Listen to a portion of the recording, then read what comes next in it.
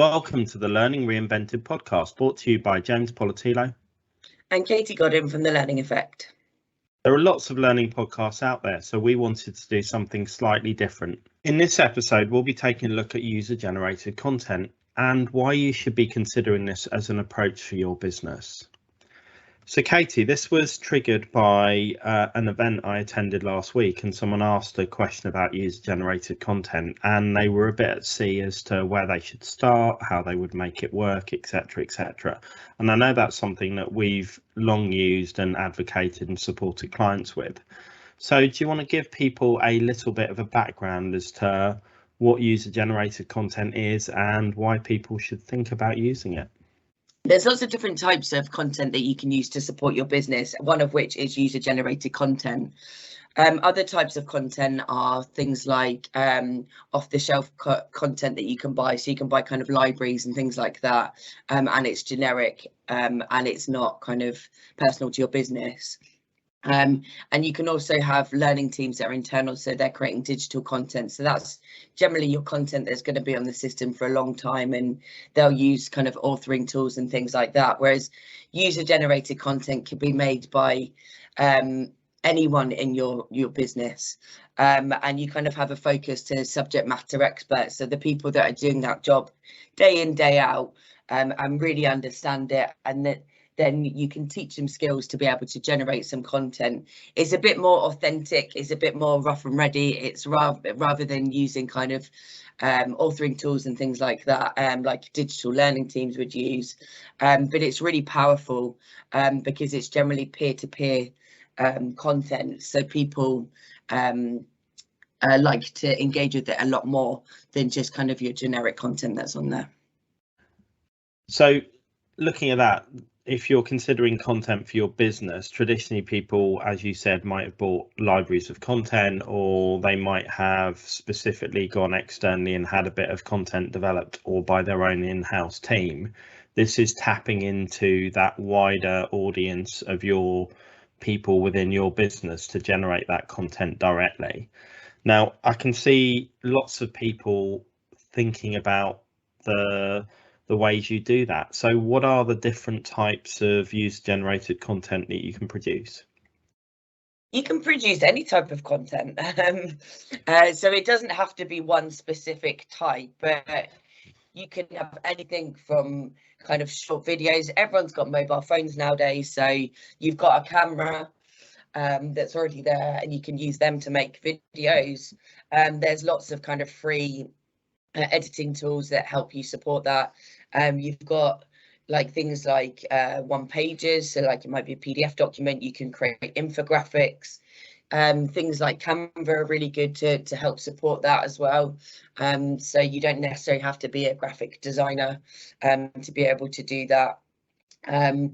You can create, sometimes within the learning system, you'll be able to create content within that, so it will have its own authoring tool, so you can create little articles and other bits and ask questions and things like that. So there are lots of different ways. So anything that you can think that will produce a bit of content, you'll be able to do that, as long as like the learning system you're using will help you support that, or however you're going to share that content out, for example. But yeah, you're not kind of stuck on one, and you're not you don't have to just use one type of content. So if the world's your oyster and you can produce all of these different types of content, and the whole point of this is to tap into that sort of subject matter experts knowledge and share best practice across your business, that's all very well, but how do you help those SMEs who are maybe feeling a bit daunted or intimidated by the thought of you coming to them and saying, can you produce me some content, or wouldn't it be great if we could share your knowledge across the business? What tips have you got for people to be able to put that together and support SMEs on that journey? Yeah, like you said, I think it is quite daunting for those people that are producing content for the first time, and especially if they're like the first kind of cohort of SMEs as such. But what I've done previously is created a sort of community of SMEs and given them the toolbox. So I've sat down with the SMEs and actually given them the skills and understanding of how to create content, whether you're putting it into a learning plan, how to kind of break that content down. So like the what, the how. And they've then got that tool and those skills to be able to go away and produce that content. But maybe for the first one that they're doing, you might support them with it and always be there to ask questions and answer those questions as well. So they're not doing it completely on their own. But you find once people have done it kind of once or twice, they become more confident at it and they're able to kind of run with it a little bit more, and sometimes get other people on board as well. And you always have the fear of missing out, so you're kind of like, well, so and so is doing it over there, so I want to kind of do that as well. So you end up kind of getting lots of people producing content as well. So yeah, I think that's kind of the best way to have that community feel, and making sure people are as comfortable as possible. Videos, what I've always find are quite daunting because people don't like necessarily being on video, but like I said, once you've done a couple of them, you tend to get more confident and it doesn't bother you so much then. Yeah, and I love that idea of sort of supporting, helping on that journey and building that confidence. And I know one of the things I've done in businesses previously was sort of running film school, which helped people to understand how best to produce films and edit them. And there's some really, free and easy tools out there that help people put those things together and can look absolutely great and don't take a lot of effort or a lot of experience or particularly a lot of skill either. And I know we found that people were not just finding that as a benefit at work, but they were taking it back outside work to interests they had, or even just videos of their family or their kids or some events they were at, etc. So I think if people can get past that barrier and start to do something, then they can really pick up some skills and interest and really dive in and get involved. Yeah, definitely. Like I think with anything, when you're creating content, I think you're gaining those skills that you didn't necessarily have, and like you said, with everything that we've got at the moment and the technology that we have available, it's a lot easier than it was back in the day. You're not having to kind of go in, have lots of like editing software that's going to potentially break your laptop or anything like that. So yeah, it's a lot more easier. So there will be some objections out there in businesses, and there'll be learning people sat there thinking, I can just hear my business saying this or my SME asking this. So let's run through some of those objections and we can go through some of our responses or things that we can help people to deal with those objections they might be facing. So if we start with the one from SME, so I just haven't got time to start producing content for you. I've got a whole full-time job going on over here. I think from an SME point of view, you've got to sell them the benefits, basically. So generally, you've got the subject matter experts, and there's a need for them to create content. So there might be an issue. You might need to share that knowledge out for a wider team.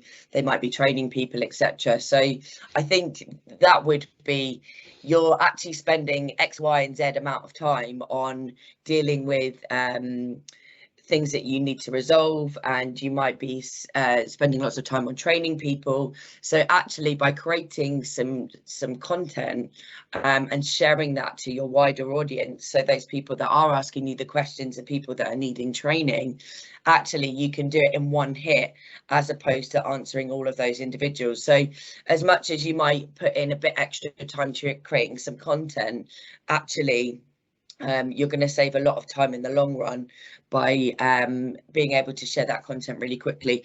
And then it's there for the future as well. So it's not just the people in the right now, it's the people that might be coming into the team, etc. So it does save a lot of time. We've done it before where we've had one of the examples is that we had the payroll team and they shared out the weekly reports and kind of like what's happening, when you're going to get your pay slip and things like that. And previously they used to get like tons and tons of inquiries about it. We put it onto the learning system, just a PDF, and that reduced it by loads. Like they'd only get 1 or 2 emails then after that. So it's just understanding that benefit and being able to kind of bring that alive to people, and then they see the benefit, and then obviously they're quite comfortable with creating content. Another one that will come from SMEs, and some of it's rooted in imposter syndrome, is, who's going to listen to me? Am I really an expert? Why should I be producing content? We've actually found previously, like when you've got learning teams that are internal and they're creating content, that's all well and good. People will watch it and people will engage with it. But peer-to-peer content is way more impactful because the people that are actually watching the content can relate a lot more to the person that's also doing that job than just someone that's either a contractor in or someone that's just in the digital learning team or whatever. So yeah, as much as you might not think that you're worthy of being or creating content, you actually are, and it's way more impactful, and you're the people that are doing the jobs day in, day out. You're the ones that have the skills, and you shouldn't take that for granted. One of the challenges, again, that will come from learning teams is sometimes I'm trying to help an SME or an expert get across their message, and they just know too much. They can't get to the point, or they don't even sometimes value the things that they know because they just take them for granted. So what's the best way of helping an SME who's maybe struggling to get their points out, or really be able to articulate their expertise or provide a set of top tips? I think then you need to look at what the issue is. So like, why are they creating content in the first place, and really roll it back to that purpose. Because like you said, if someone knows lots of things, that is a well and good, but you might not be solving absolutely everything. You might just be looking at kind of one particular topic in a more broader topic. So it's just getting people to understand that content doesn't have to be really long. And it shouldn't be really long, in my opinion. Content should be bite-sized and interchangeable. So it's just breaking that down and sitting down with them, and you might storyboard that out. You might write down kind of what you're trying to achieve and then break that down further. But it's keeping to the point and keeping to that purpose and making sure that you don't lose that, because otherwise people can tend to ramble on and create too much content and not make it relevant to people. And I think it's having that everyman approach in terms of every person in the business. So the expert or the subject matter expert knows a lot more than most people have as their base knowledge set. So by asking a set of questions, or just asking a little why, almost being like that annoying 3-year-old, you can get lots and lots of content out of people they didn't realize they had within them because they just take that stuff for granted. Yeah. So if we're also looking, one of the objections you might get back is someone saying, I'm just not very good at writing stuff down, or I'm not very comfortable on video. What are the other ways that you can help extract information from an SME? So if someone's really not comfortable creating their own content, you could interview them and, like you said, kind of extract some of that information out, and then be able to either kind of help them create content, or you can use that to create content anyway. So like you said, if you're looking at some top tips or a process, you're able to do that with them by interviewing them, so getting that information anyway. And for that, I'd kind of interview a few people, so you're getting kind of different points as well. So yeah, that's one of the ways that you could do that as well. In terms of a business, sometimes an objection to people producing their own content is it won't be perfect. It won't look like our brand. It won't look like a movie. It won't look like we've really invested in this content. How do you deal with that objection? It's happened to me in the past where people have said that, but I think people need to understand what you're doing is trying to solve a problem that's internal to kind of your work. So it's not going out onto the TV as an advert or onto YouTube as an advert or anything like that. What you're doing is creating some learning for your people to then understand or better understand a process or an issue or whatever it is that you're creating content for. So it doesn't have to be perfect. And actually the people are like your audience, like your learners, they're not looking for that. So you could create the most swish video and it could look amazing and it could take hours and hours and hours for you to create it. And you can get Bob in the local shop to create exactly the same bit of content with the same information. Obviously, it won't look the same necessarily, but most people won't even notice a difference. So like you said, if you give them those sort of kind of base skills, that toolbox that they've got to create that content, you can create something pretty good anyway. And it's a bit more authentic then, as opposed to being more marketing looking. So yeah, I think it's just getting over that hurdle and realizing what the purpose of the content's for. And I think that's a really important point, that when you're starting this, you'll put a lot of effort in. You've talked earlier about developing those SMEs, supporting them in their skills. So you get a bit of a baseline of some user generated content going, but ideally you want that not just to be a project, but to be ongoing and sort of last and spread through the business, so that people are wanting to share their own content or their own expertise. But if you start off with sort of very polished, highly expert content and you don't lower the barriers a bit, sometimes that can be quite intimidating to people. So what other techniques have you used to try and spread that sort of viral approach to user generated content across the business? So previously, like I've launched systems before and it's just had content that's been created more professionally, I guess. But what we did then, because we wanted other people to create their content, is we'd kind of handpick some people that we knew that would be supportive and actually create content. And we taught them how to do everything. We gave them their toolbox, etc. And then they were able to run with that. And that's when the kind of fear of missing out came in. So other people that were at the same level as them thought, and they saw the impact that these people were making on their teams, and they could see the benefit of it, of them creating their content and doing it in a different way rather than kind of, I don't know, calling everyone or sending out loads of emails. They were able to kind of reach a bigger audience. And the impact that they had on their teams was far greater by doing that. And then people were coming to us going, look, we want to create our own content as well. So it's kind of like that fear of missing out.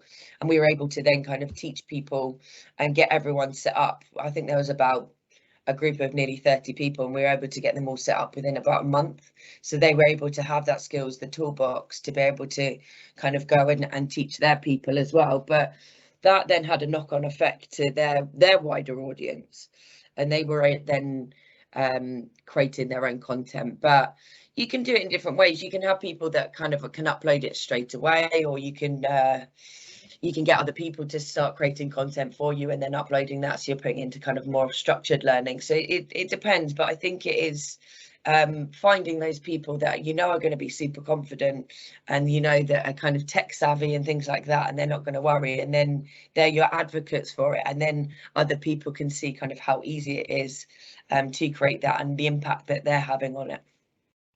Yeah, and I think it's important to remember that a lot of your people will already be producing content. You know, things like YouTube and TikTok are user generated content, and your people will be using those platforms not just as consumers of content, but also creators and sharers of content. So you've probably got a lot more skills in your business than you realize. Yeah, for sure. Because I think if you think about like when like Facebook, Instagram, all of those sorts of apps kind of first were available on our phone, you think about like the kind of pictures that you were taking and things like that, and like how bad cameras were on phones and things like that, and how awful they looked and pixelated and stuff, and like how far that's come, and how easy it is to produce kind of good quality content at your fingertips. Like you've got all that software there, you've got the capability, and it's just a click of a button. So yeah, I think people aren't realizing what they're doing in their day-to-day lives is creating content. You are sharing your stories, you're sharing your information, you're doing that anyway. So yeah, that's a really good point. Katie, thank you for sharing some tips for people on how to approach user generated content. Obviously, if anyone wants to get in touch and ask some more or talk through some of those approaches in more detail, they can get in touch, and all of those contact details and some of the tools you mentioned will be in the show notes below. But what we would like more than anything is if anyone has any great examples of user-generated content stories they've approached or how they've used user-generated content in their business, we'd love to hear from you about those. Or also, if anyone's got any really great example of user-generated content that's impacted your business, please share those as well. Thank you for joining us. Thank you. Thank you for listening to this episode of the Learning Reinvented podcast. We hope you enjoyed it. You can register to join the Learning Effect community. The link to do so is in the show notes below. If you've not already done so, please follow our podcast. And if the Learning Effect can help you and your organisation, please do get in touch. You can find both James and Katie on LinkedIn, and our contact details are in the show notes below.